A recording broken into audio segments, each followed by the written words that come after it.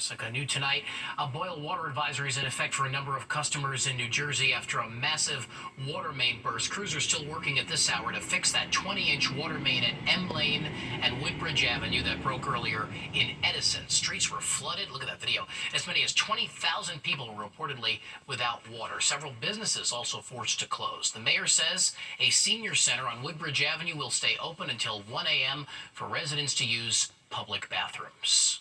This is weather conditions. Because the freezing conditions, it's very common for water main breaks to occur. This has just happened to be another one. This is a larger problem with aging infrastructure in general. Some of these pipes date back to about 80 years. The mayor also saying he expects water to be fully restored sometime tonight. And still some delays on a busy stretch of I-80 east in New Jersey. A massive sinkhole suddenly opening up earlier this morning near Whartonboro. Took almost all of the shoulder but left the guardrail suspended over the huge opening. Traffic still being diverted off exit 34 while emergency crews work on the sinkhole. No word on what caused it, but you may want to avoid the area. And you can get news updates on all of our top stories by scanning the QR code on your screen to download the free Fox Local app. Clear and cold day and night, but a warm-up and rain is expected this weekend. Always rain with a warm-up with Chief Meteorologist Nick Gregory here at the first look at our weather. As I say, always have to pay that price, so that's what's Absolutely. coming, Richard. Yep, but tonight is cold night for sure. Look at the numbers right now. We're already down to 13 at Poughkeepsie and Sussex with this clear sky and a light wind. That's a recipe for a very cold night. The heat of the day just kind of escapes out into the upper atmosphere there. 19 in East Hampton, but we're 32 in the city, so big temperature range. Mid-20s heading down to Belmar, and again, the wind's either light out of the north or it's calm. And again, the sky is clear, and it's going to stay that way, which is giving us this cold night ahead. And we'll have a pretty decent day for tomorrow because we have this area of high pressure sitting just on top of us now, kind of ridging back south and westward. But already the rain about reaching Memphis. That's the rain coming in for the weekend. So tonight, as we get down and stay down in those lower teens in those colder suburbs to some upper 20s around town and low to mid 20s along the coast, we'll see decent weather tomorrow, but still below average. Average I should be in the low 40s. We'll stop in the upper 30s tomorrow. Clouds start coming in tomorrow night, and we may even start with a little freezing rain across parts of northern New Jersey into the Hudson Valley when the rain moves in early Saturday morning, and then everybody goes into the 40s, so it just becomes rain. The steadiest through about noon, but the rain's going to come back again for Sunday, and on into Monday. But in the meantime, again, we do have this winter weather advisory that is in effect from 7 a.m. tomorrow night till 9 a.m. Saturday. It's been extended down now further southward, and again, potential being for some freezing rain, so keep that in mind. But in the meantime, cold night ahead. 28 in the city, if not a little bit lower. And again, you saw those low teens in those colder spots north and west. The winter blues, Nick. It's here. Thank you. A new video tonight from the NYPD of a break-in at a drugstore, and cops are warning this isn't the only one. They said there were at least 8 attempted burglaries from December 6th through the 20th in both Brooklyn and Queens. In some instances, the suspects got away with cash and narcotics. If you have any information on the 2 suspects, call Crime Stoppers.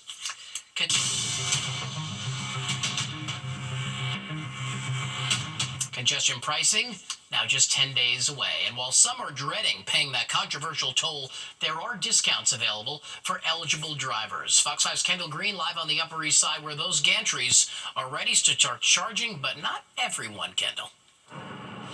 Hi, good evening, Richard. Travel is about to get pretty expensive for those entering the congestion zone, and for those looking to save some money, they should consider applying for some discounts through the MTA. Now, just to give you a few options, low-income drivers could receive the $9 congestion toll half off if they apply and enroll in the low-income discount plan.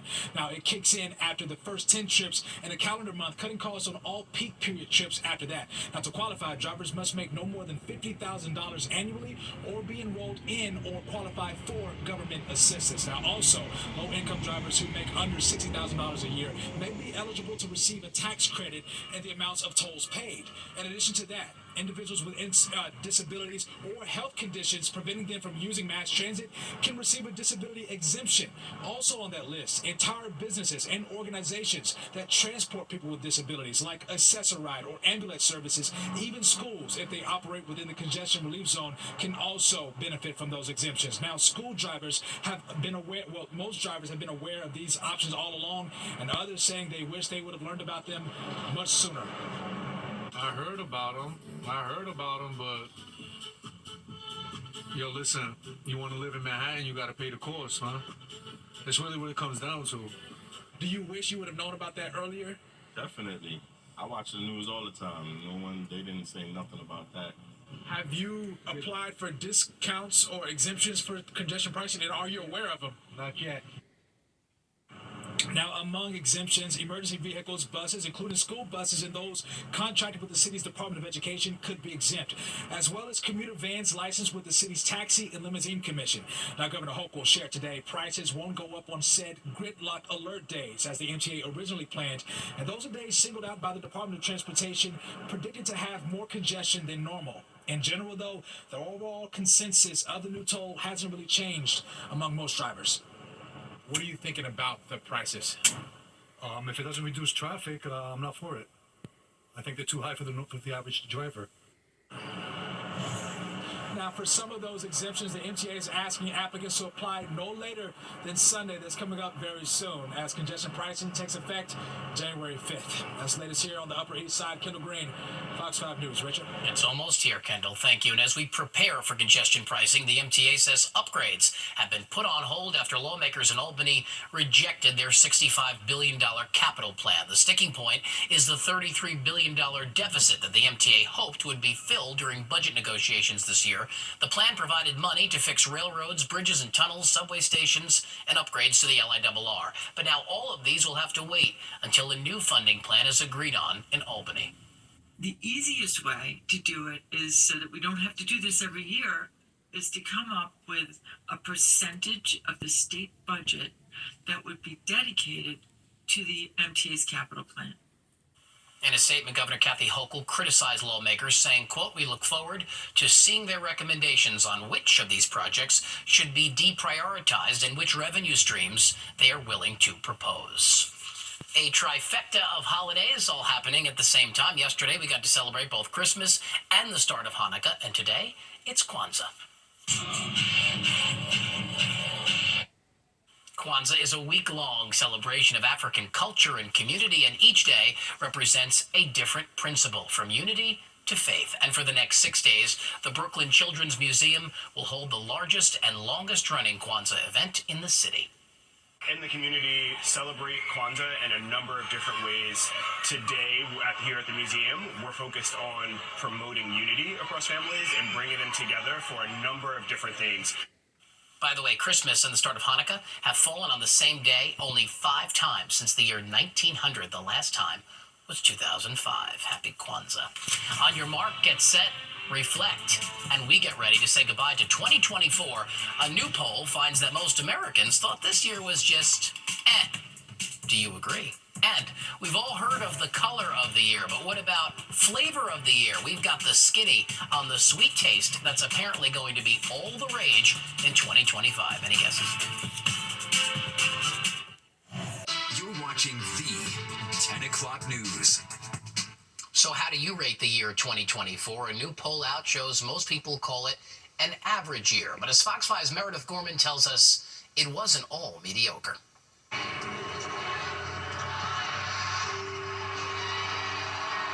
2024 is almost over, and with the new year just days away, on your mark, get set, reflect. 2024 is almost over. What would you rate this year out of 10?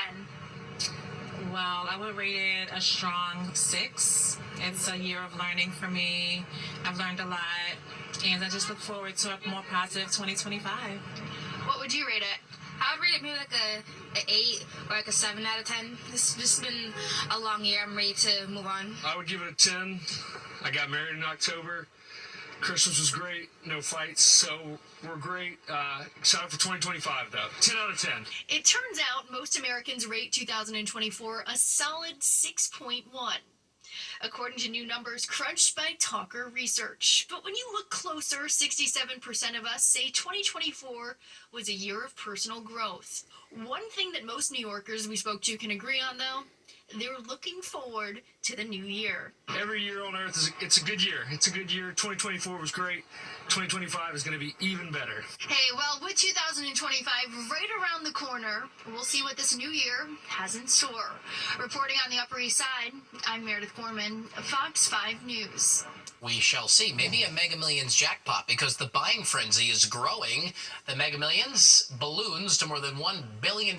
No one won during Tuesday's drawing, so the jackpot is now a whopping $1.15 billion. It would be the 5th largest jackpot in the game's history. All you need is, well, $2 in a dream, right? If I win, I'm buying people out. I'm buying businesses. I'm buying up blocks. I'm buying an island. The next drawing is tomorrow night at 11, and just keep in mind the odds of winning the jackpot are about 1 in 302 million. So according to experts, you have a better chance of becoming president or winning an Olympic gold medal. But if you take the chance, good luck.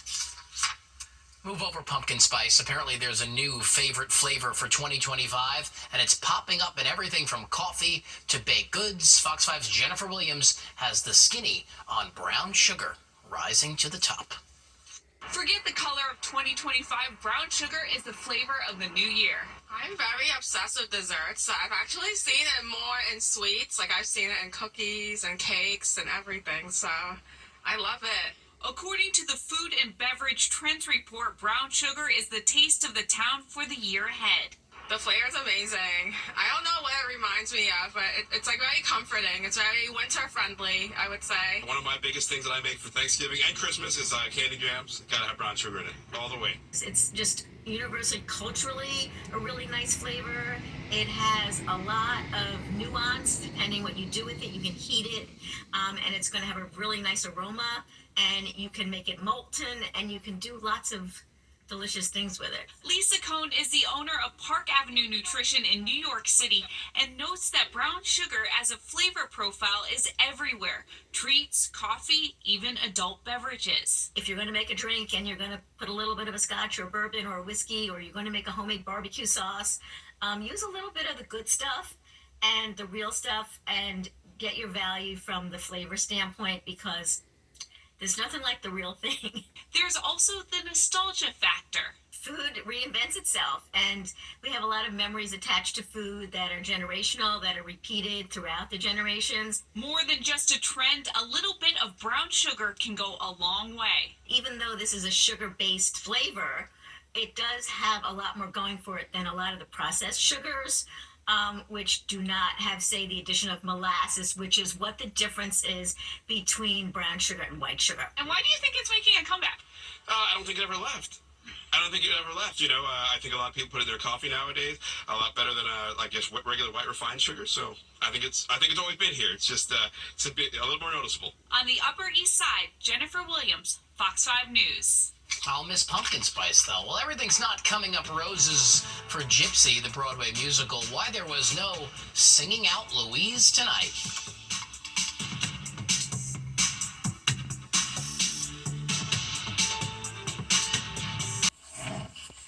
They were holding the roses at tonight's performance of the Broadway musical revival of Gypsy. I had a dream, a wonderful dream, Papa. Let's just keep singing. Everything was not coming up. Audra, for the 4th time after the show was canceled because of illness among the cast, the show's star, 6-time Tony winner Audra McDonald, posting to Instagram a few days ago about the bug that's racing through Broadway. And these cancellations couldn't come at a worse time. The holidays are big money-making weeks for Broadway. With so many tourists in town, we hope that the cast of Gypsy gets back on their feet.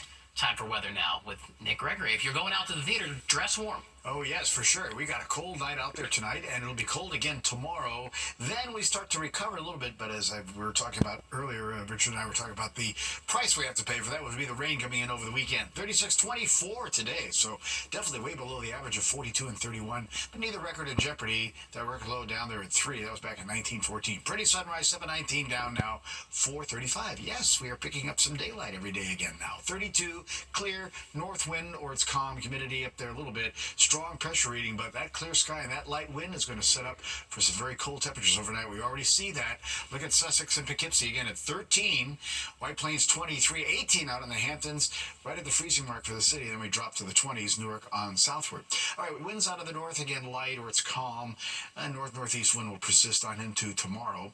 Highs for the day, mostly upper 30s, although we have 40 at Islip and Belmar, but only 30 up there in Dutchess County. Boston in the high 30s, but only 20 in Albany. 20s Binghamton to Syracuse, but we're picking up some 40s now. Philadelphia on southward. 41 in the nation's capital, and look at this wedge of 50s coming into Indianapolis and Columbus, even 60 at Charleston, West Virginia. I point that out because that air is coming our way. It's going to take about 2-3 days to get here.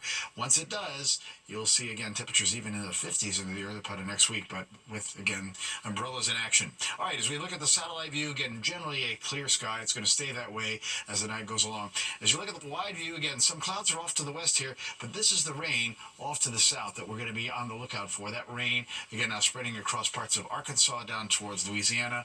Eventually, that system will bring the rain here starting late tomorrow night, really early Saturday, as this ridge of high pressure, which has been sort of giving us this dry weather from Christmas to through today and tomorrow, starts giving way. So take a look at the futurecast overnight. High just on top of us, light wind, clear sky, cold temps.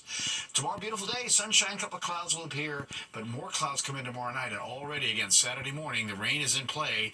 Maybe even a little bit of freezing rain here, parts of North Jersey into the Hudson Valley, so keep that in mind. Occasional rain will continue on Saturday, most of it in the morning, but then we'll get back into it again with another system waiting in the wings that will get us on Sunday. We do have, again, this winter weather advisory. That's going to be in effect for the northwest corner of New Jersey from tomorrow night through about 9 o'clock Sunday. It does include a little sliver there of eastern Pennsylvania. Generally clear tonight, 28 in town, but you saw those low teens in those colder suburbs, north and west, and the lower 20s in some of the nearby spots. Tomorrow, 39 will be the high, still below average, but at ice day, a light north-northeast wind with a good amount of sunshine. Rain is in for Saturday, steadiest in the morning and the early afternoon, but look at the temperatures by Sunday and Monday into the mid to some upper 50s, but we will see periods of rain. New Year's Eve, the daytime is dry, but it's going to be raining, I think, at night when the ball falls in Times Square. That rain gets out of here on New Year's Day morning. We'll still be around 50. Windy, sunshine returning Thursday as temperatures drop back to the lower 40s, which is where they should be. Richard? Thanks, Nick. Let's go to someplace warmer like Hawaii. Still to come, a wave of trouble for one surfer. Video tonight of a man who rode a wave before he got wiped out big time. But first, here's Inez. It's time for the Memorial Sloan Kettering. Surfs up in Hawaii until it knocks you down. It happened to this guy who was surfing off of Maui's North Shore when he caught a supersized wave that turned out more than he bargained for. Look at that dramatic video showing him flipping several times before disappearing under the wave. Thankfully, he came out alive and was brought back to shore. That does it for us tonight. If you've missed any part of our newscast, you can always catch an encore on our free streaming app, Fox Local. Just scan that QR code on your screen to download it for free. Have a great night.